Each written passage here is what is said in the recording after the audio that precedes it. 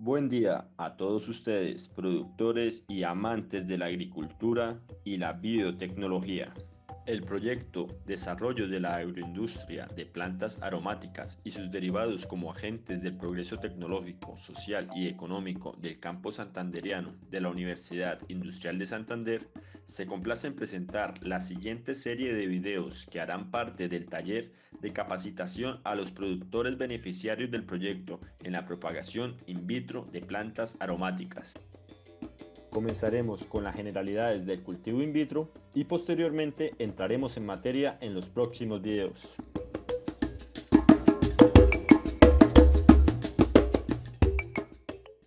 ¿Qué es el cultivo in vitro de tejidos vegetales? La expresión cultivo in vitro se refiere a cultivar células en frascos de vidrio en un ambiente artificial. El cultivo in vitro de tejidos vegetales es una técnica que abarca el cultivo de cualquier parte de una planta, células, tejidos u órganos, en un medio artificial, en condiciones asépticas y en un ambiente controlado.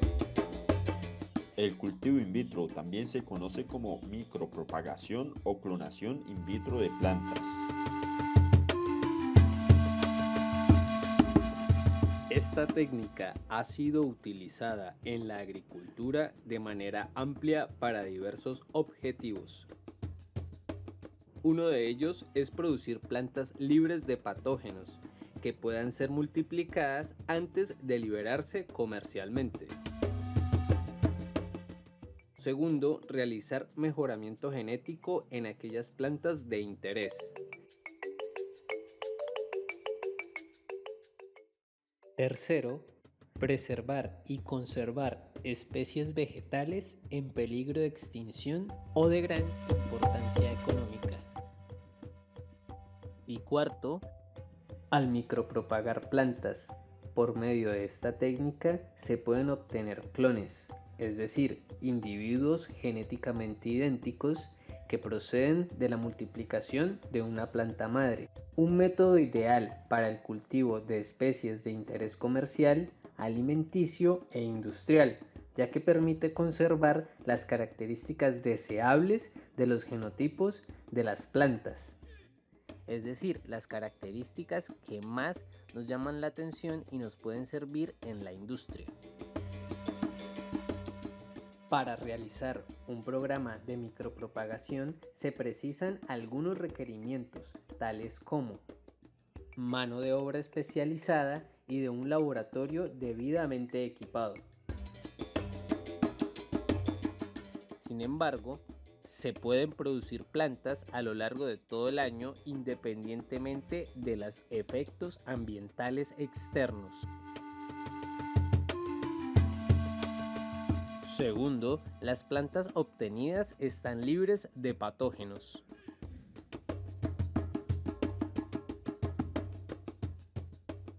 Tercero, se producen grandes volúmenes de plantas.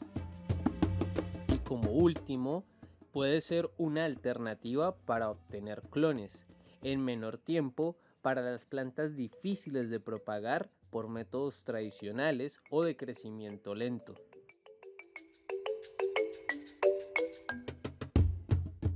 Sin embargo, una de las principales desventajas del proceso de micropropagación es que durante el proceso de siembra se puede presentar anomalías en el crecimiento de la plántula, que se previenen controlando la humedad y evitando el estrés de los desplantes. Y además, se puede presentar contaminación de hongos y bacterias. Por ello, es necesario el uso de agentes desinfectantes y de un seguimiento constante al cuarto de crecimiento para así eliminar la contaminación. Lo primero que debemos tener en cuenta para saber cómo crece una planta mediante el cultivo in vitro es que las plantas poseen dos tipos de células.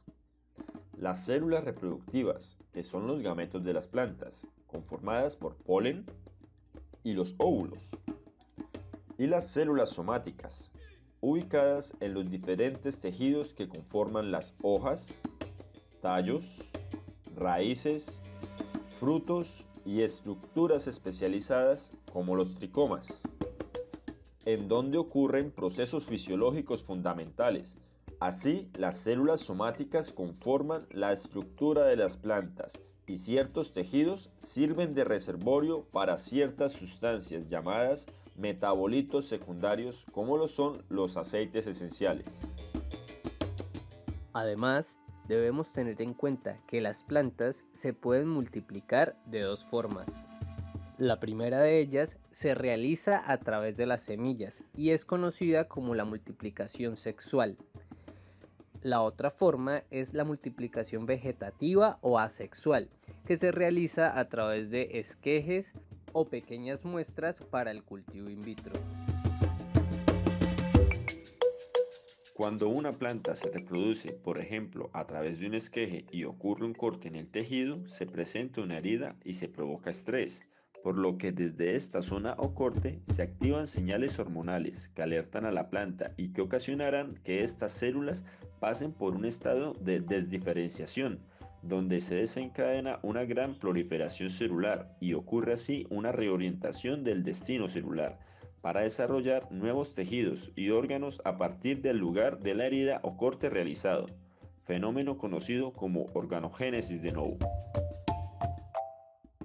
Este potencial es aprovechado en el cultivo in vitro porque todo tejido u órgano vegetal tomado de la planta madre que se transfiere a un medio de cultivo se denomina explante y estará destinado a formar una planta completa.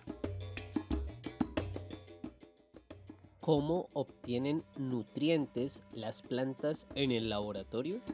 El explante se lleva a un medio nutritivo artificial que proporciona macro y micronutrientes, fuente de carbono, vitaminas y aminoácidos. El medio de cultivo más comúnmente usado es el de Murashingen y Skog, conocido como medio MS, y en algunos casos contiene reguladores vegetales de crecimiento correspondientes al grupo de las auxinas y citoquininas. Las citoquininas estimulan principalmente el crecimiento de brotes. Por otro lado, las auxinas estimulan la formación de raíces. El camino de la planta del campo al laboratorio y de regreso al campo lo describiremos en 4 fases, que incluye el proceso de cultivo in vitro y la aclimatación ex vitro. Esperamos que esta información haya sido de interés y nos vemos en los próximos videos donde profundizaremos en la preparación de medios de cultivo, condiciones de asepsia, etapas transcurridas y principales técnicas de los cultivos in vitro.